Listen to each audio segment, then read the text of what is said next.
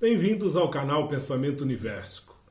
Esse é o terceiro encontro nosso e eu gostaria de persistir um pouco no assunto anterior, falar um pouco sobre a união com Deus. Se você notar bem o modelo da cruz, a cruz, assim, antes de Jesus ter sido crucificado, ela já representava em várias culturas uma conexão com o sagrado. O Roden costumava dizer que a linha vertical é, de fato, essa conexão com Deus, né? O homem, o humano e Deus. E a linha horizontal representando a nossa conexão com as outras pessoas. Então, o Roden também gostava de fazer essa cruz dentro de um círculo, mostrando que tudo que circunda esse símbolo está ligado, né, a essa realidade. Então, eu gostaria de dizer o seguinte: então, a cruz ela representa a mística, que é a nossa conexão com Deus. Ao mesmo tempo, ela representa a ética, que é a nossa vinculação, a nossa solidariedade com os outros humanos. Mas também ela representa, o que envolve o entorno da cruz, representa a estética, ou seja, a nossa vinculação com a natureza. Então, numa visão monista, nós poderíamos dizer que a união com Deus é essa união com o sagrado transcendental, que a religião geralmente representa isso, que é essa reverência a algo, a um ser, a alguma força sobrenatural, mas ao mesmo tempo é a representação da solidariedade com os outros homens. E geralmente a filosofia tem se preocupado um pouco com isso, a questão das relações. E no terceiro aspecto, a estética com a natureza, vai representar um pouco o cuidado que o ser humano deve ter com a natureza, porque a natureza toda é sagrada. Então, a ciência separada, e a ciência geralmente ela trata da questão da natureza. Se a gente separa religião, filosofia e ciência, da maneira como está colocado no Ocidente, então nós temos visões antagônicas, opostas entre si. Quando, na verdade, a filosofia, a religião e a ciência, elas são complementares. São experiências humanas, criações, de fato, dos humanos, que nós é que inventamos a mística, nós é que inventamos a ética e nós que inventamos a estética.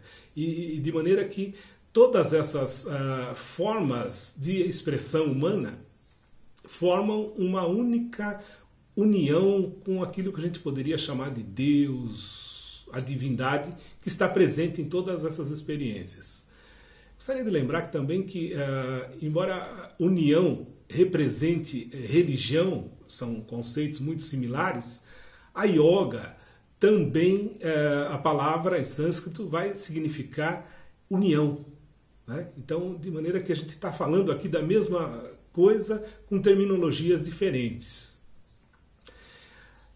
Ao longo da experiência humana, o ser humano criou instrumentos para conexão com o sagrado. E eu gostaria de falar de alguns deles hoje, né? Gostaria de tratar de 4 deles. O primeiro é o sacrifício. O segundo é a união com Deus através de enteógenos, de plantas de poder. E o terceiro, através da oração.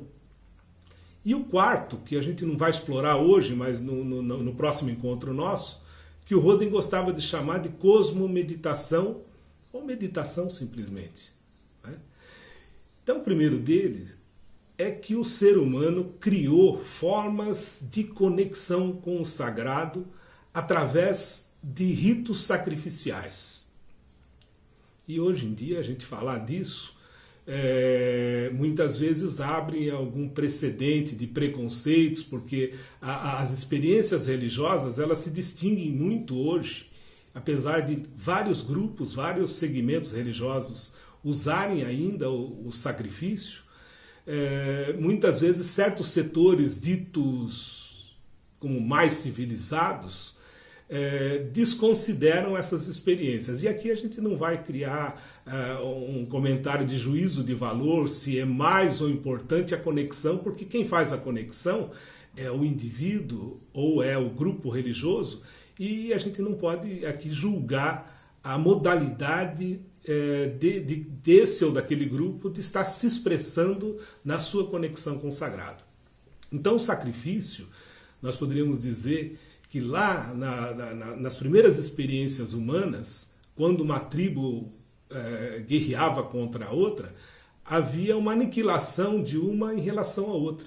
Então todos os elementos de um determinado grupo eram liquidados, considerando que havia não havia agricultura, não havia recursos abundantes. Então, aqueles grupos usavam do expediente de extermínio dos grupos adversários. Com o tempo, alguns desses guerreiros eram capturados, tornavam-se escravos, e alguns deles, guerreiros valentes, eram sacrificados.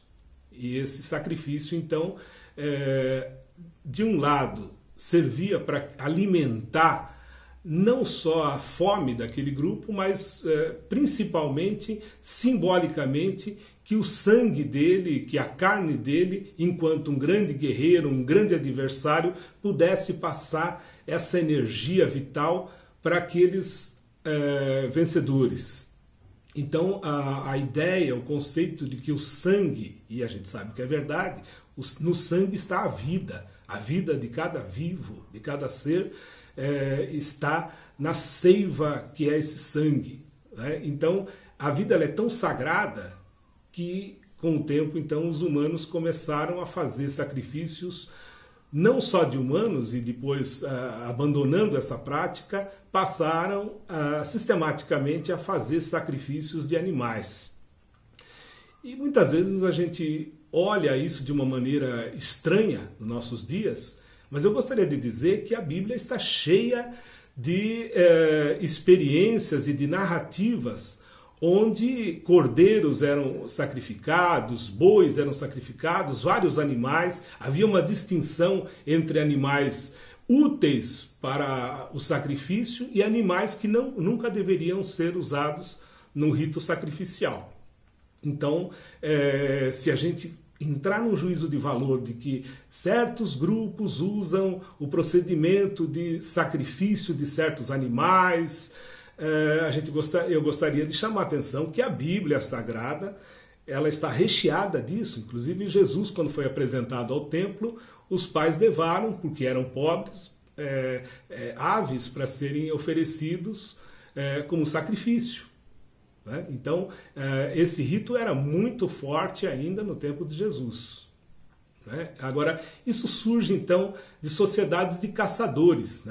A gente poderia dizer, sem entrar no mérito aqui de carnívoros ou vegetarianos, que a carne é o nosso vício mais antigo. Então, a carne como algum valor muito grande da comunidade era oferecida, então, não só para a comunidade, que se fartavam num banquete dessa carne que era compartilhada, mas ao mesmo tempo eram separados as primícias, os melhores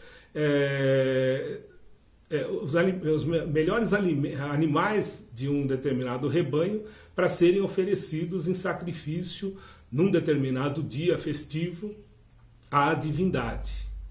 Então isso é uma das maneiras de união com Deus ao longo da história. Não é? A segunda refere-se aos enteógenos, que refere-se a plantas de poder, plantas sagradas, que muito provavelmente lá no começo da experiência dos hominídeos, eles haviam se deparado com alguma substância que não era simplesmente para alimentar, mas para abrir uma outra forma de alimento espiritual, que são então as plantas de poder. E aqui a gente conhece no Brasil, por exemplo, a ayahuasca.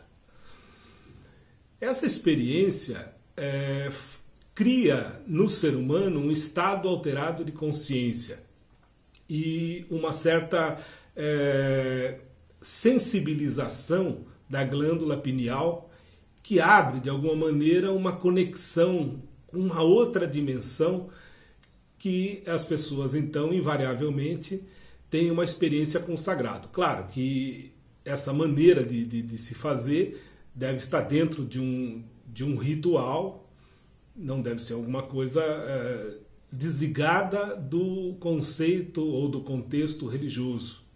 Então, eu diria que seria uma outra experiência longamente usada pela humanidade desde o começo, quando o ser humano, de alguma maneira, se despreende do reino animal, sem deixar de ser animal, e passa a ter uma outra experiência de abertura com o absoluto, da experiência religiosa em si.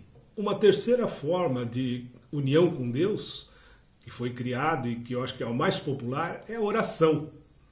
Todos os povos ao redor do planeta rezam, fazem oração, preces, frases de efeito, e essas frases então foram elaboradas ao longo da existência dessas religiões.